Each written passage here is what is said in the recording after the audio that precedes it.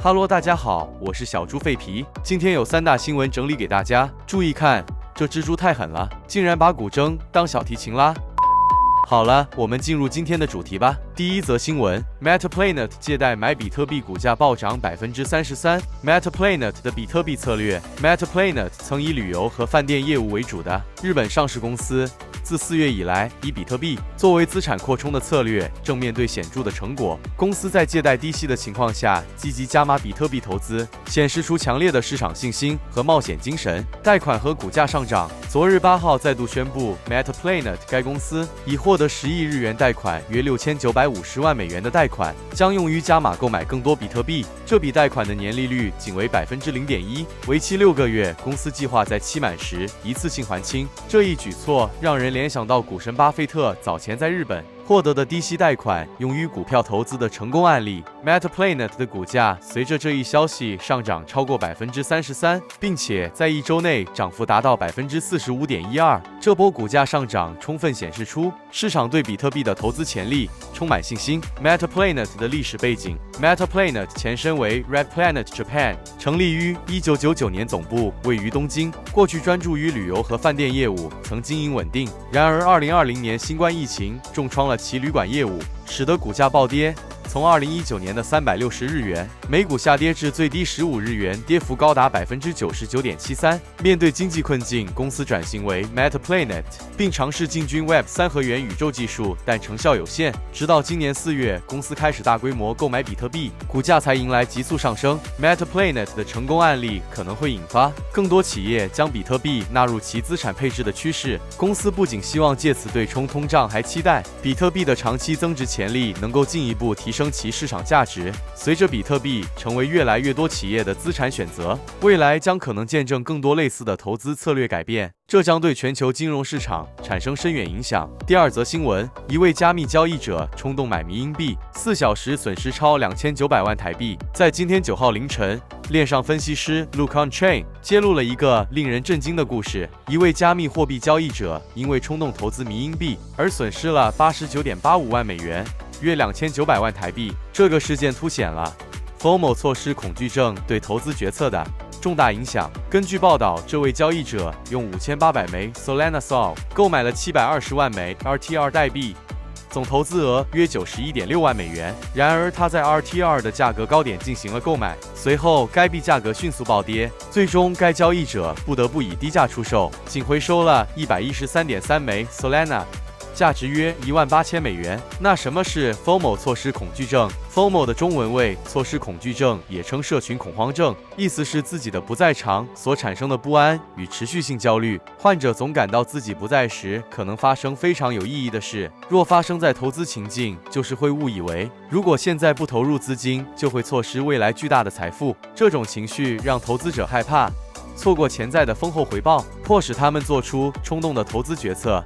在加密货币市场中 ，FOMO 尤其常见，因为许多迷因币的价值主要依赖于社群和网红的宣传。这些币通常市值低、流动性不足，且可能涉及内线交易。开发者和社群网红可能会使用虚假宣传手段，制造出投资者错误认为某币即将大幅上涨的假象，进而引发市场上的集体恐慌。如何应对 FOMO？ 这样的 FOMO 现象会导致价格剧烈波动，改变市场规则，使投资者在非理性的情况下做出错误决策。因此，投资者应学会筛选消息来源，理性分析市场资讯，并避免盲目跟风。此外，前台湾数位发展部部长唐凤推荐的 Newsfeed Eradicator 扩充功能，可以替换社群平台的首页动态显示启发性名言，帮助用户减少社交媒体的干扰，降低 FOMO 的风险。在投资加密货币时，理性看待市场波动，远离 FOMO 的影响，是保护自己免受重大损失的有效策略。最后一则新闻，专家表示，比特币 ETF 和期货套利价差一旦消失 ，BTC 将有暴跌风险。当前加密市场的走势受到多重因素影响，主要包括美国联准会的政策、ETF 和期货市场的变化以及政治因素的影响。以下是对这些因素如何影响加密市场的详细分析。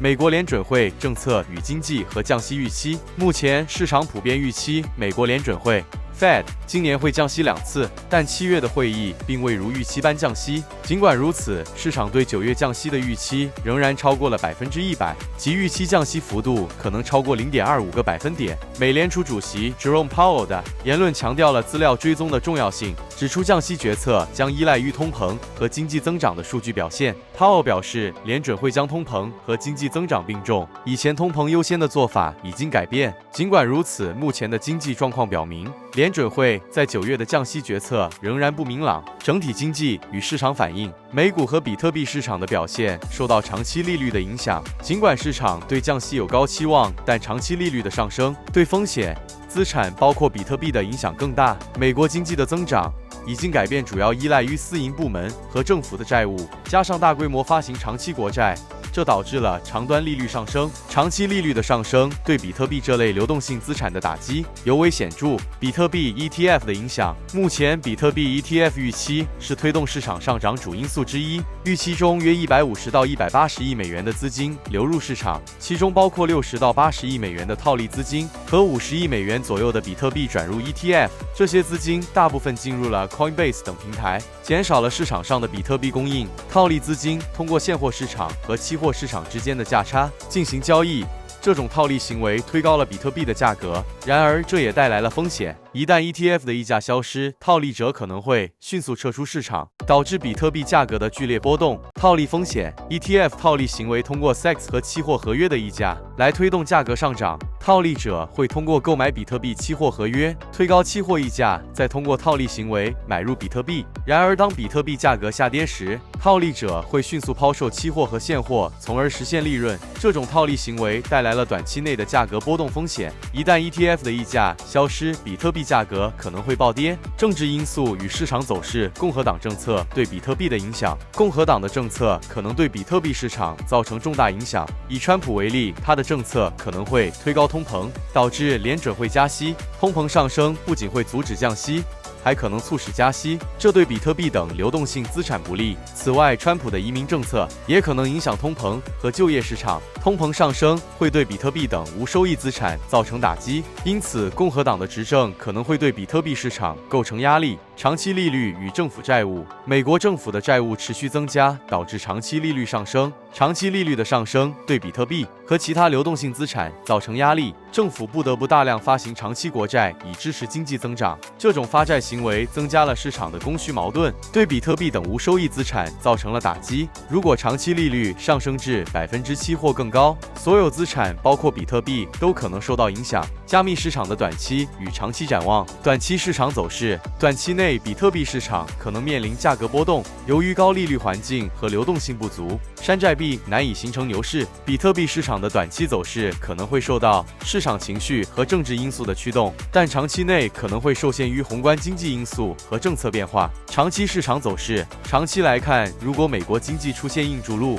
联准会可能会降息或启动量化宽松 QE， 这可能会对比特币等加密资产产生利好影响。此外，随着香港私营银行对比特币 ETF 的接受度提高，未来可能会有更多的套利机会，进一步支持比特币的价格。新专案与主流币，对于新专案的估值主要取决于是否能吸引投资者和上币后的解锁情况。Web3 专案的成功不容易预测，投资者应该关注能否上币安等主要交易所。主流币如比特币、以太坊 ETH、BNB 和 Solana 通常会吸引大资金流入，这些资产的表现可能会受到市场主要因素的驱动。比特币减半的影响，比特币的减半周期对市场的影响已经减小，减半会导致供应量减少，但对比特币价格的影响有限。市场价格更多受到交易量和宏观经济因素的影响，而不是单一的减半事件。总结来说，加密市场的未来走势受到多种因素的综合影响，包括美国联准会的政策、